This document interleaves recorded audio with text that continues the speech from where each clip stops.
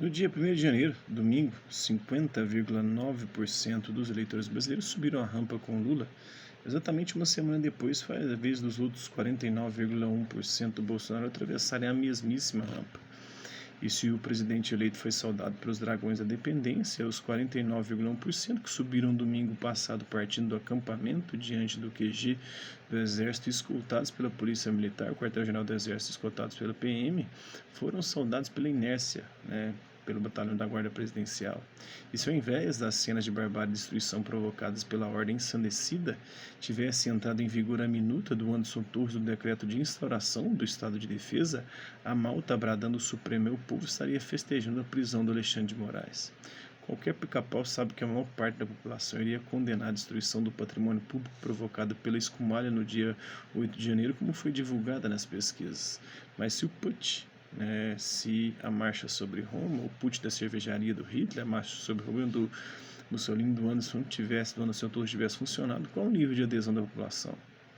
Volta e meia a gente lê que os Estados Unidos da América e a Europa não teriam admitido um golpe, ou que os militares brasileiros são subservientes aos pares americanos, mas não vamos esquecer que o capitalismo canibal e ditadura se deitam e se lambuzam na mesma cama. Foi assim no Chile, foi assim aqui no Brasil, que nos digam o Chile do Pinochet, a Arábia Saudita aí, do Jack, o estripador, o stripper, com a benção do Joe Biden, e a Rússia e a China não são diferentes.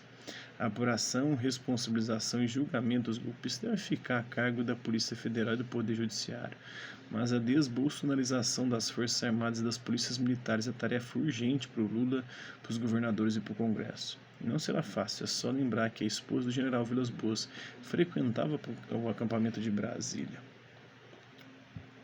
Também não é possível admitir que o combate ao golpismo continua a cargo do ministro Alexandre de Moraes. Já passou da hora do Poder Legislativo estabelecer os limites da liberdade de expressão em tempos de redes sociais, de delimitar as responsabilidades e o arbítrio dos donos das plataformas em tempos de fake news. Cada um no seu quadrado, as lições do justicialismo da Lava Jato não devem ser esquecidas. E também não vamos achar que os que subiram a rampa foram aloprados e que o Anderson Torres é um idiota do fracassado e cômico putsch da cervejaria, ou da marcha sobre Roma, da putsch da cervejaria do Hitler, a marcha sobre Roma do Mussolini, a tomada do poder do Führer, nazista, pelo voto democrático, se passaram 10 anos. Lembrando aí que o nazista foi conduzido ao poder com o apoio dos industriais e dos banqueiros contra o comunismo.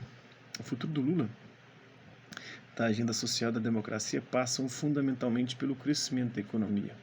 É hora do Lula aí deixar o discurso lelelê de lado e se sentar com os banqueiros, os industriais, o agronegócio, os trabalhadores e tocar uma agenda aí conjunta, uma nova âncora fiscal para reduzir aí o quanto antes as taxas de juros, uma reforma tributária, os projetos de infraestrutura estratégicos e por aí afora.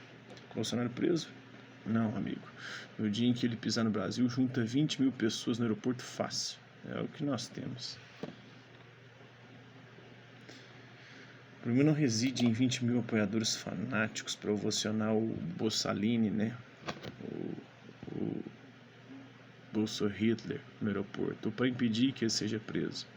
As forças da ordem acabariam por serem bem-sucedidas em negociar sua prisão em tranquilidade. A questão é sobretudo os altos comandos das Forças Armadas, que, por obra e graça do Brochalini, estão rachados entre democratas e antidemocratas. Lembramos que democratas e antidemocratas das Forças Armadas todos defendem os princípios da corporação, entre eles o mais sagrado, que é o da hierarquia. O grande problema é que significativos grupos de sargentos e oficiais de baixa e média patente são declarados abertamente antidemocratas, ou, no presente momento, bolsopatas. É aí que mora o perigo. Os altos comandos bolsopatas das Forças Armadas sabem, mas minimizam o perigo de sua identidade ideológica com amplos setores antidemocráticos, sargentos oficiais subordinados. Significa que os altos comandos pelo racha bolsopata ou não têm mais o poder, ou já o perderam. Nesse sentido também o Lula, como comandante em chefe. Os altos comandos sabem, mas preferem o auto-engano que a insubordinação à hierarquia está no DNA do bolsonarismo desde seu nascedouro, quando ele foi controversamente absolvido enquanto militar indisciplinado e sabotador. Viram, mas fingem para si mesmos que não viram. Os cartazes sempre presentes nas manifestações prestigiadas pelo mito, que apelavam por um golpe das Forças Armadas com um mitossauro no poder. A insubordinação antidemocrática à hierarquia é um vírus paradoxal bolsopata introduzido nas Forças Armadas. Essa é a herança maldita que Lula recebeu. Lula deve saber disso. Esperemos que ele tenha um tratamento estratégico, científico e politicamente muito bem elaborado. Não para prevenir, tal como uma vacina ou organismo aí das Forças Armadas, desse virulento corpo estranho. O vírus já foi introduzido, não há mais eficácia no tratamento preventivo. Agora só podemos desejar um tratamento eficaz para neutralizar os efeitos da doença. Esperemos também que o tratamento não mate o paciente por iatrogenia, ou reação autoimune, em que o organismo produz anticorpos contra as células do próprio organismo. Essa é a esperança não só nossa, cidadãos civis democráticos, mas também dos altos comandos democráticos das Forças Armadas. Não podemos nem devemos esquecer dos altos comandos democráticos das Forças Armadas. Sem eles, nossa guerra, mesmo vencendo batalhas, já está perdida. Está feio. Feio, feio, feio.